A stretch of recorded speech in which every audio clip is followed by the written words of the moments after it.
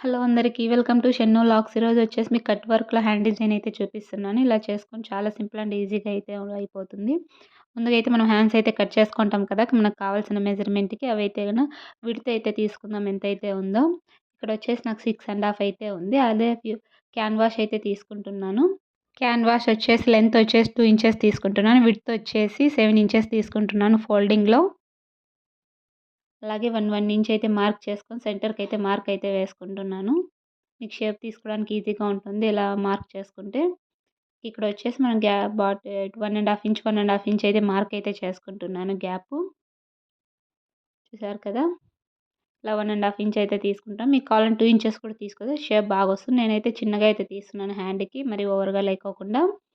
మీరు ఇక్కడ వచ్చేసి షేప్ గీయడానికి ఏదైనా క్యాప్ మూత యూజ్ చేస్తే సరిపోతుంది. అలా షేప్ అయితే తీసుకోవాలి. మీకు కావాలంటే హ్యాండ్‌తో కూడా గీసుకోవచ్చు. హ్యాండ్‌తో చేస్తే అంత నీట్‌గా అయితే రాదు. అందుకనేసి ఇలా క్యాప్ అయితే యూజ్ చేస్తున్నాను నేను. ఇలా షేప్ అయితే నీట్‌గా కటింగ్ అయితే చేసుకోవాలి. షేప్ నీట్‌గా వస్తేనే స్టిచ్చింగ్ కూడా చాలా నీట్‌గా వస్తుంది.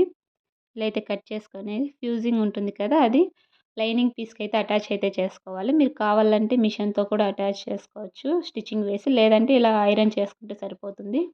ఇలా సైడ్‌లో అయితే ఒక స్టిచ్ అయితే వేస్తున్నాను నేను. ఒకవేళ వాష్ అయినా కూడా ఇది ఫ్యూజింగ్ అంతా ఊడిపోకుండా. చూసారు కదా! ఇలా టాప్‌లో అయితే ఒక స్టిచ్ అయితే వేస్తున్నాను. ఇంకా షేప్‌కి అయితే వేయట్లేదు. ఎందుకంటే మెయిన్ పీస్‌కి అటాచ్ చేస్తాం కదా! అదే స్టిచ్చింగ్ సరిపోతుంది దానికి. డబుల్ స్టిచ్ లేకోకుండా. ఇప్పుడైతే లైనింగ్‌కి అయితే అటాచ్ అయితే చేసుకుంటున్నాను. ఇలా షేప్ అయితే నీట్‌గా అయితే స్టిచ్చింగ్ అయితే చేసుకోవాలి. నిదానంగా అయితే చేసుకోవాలి. లేకుంటే షేప్ కరెక్ట్‌గా రాదు. ఇలా అంతా నిదానంగా అయితే చేసేసుకోవాలి.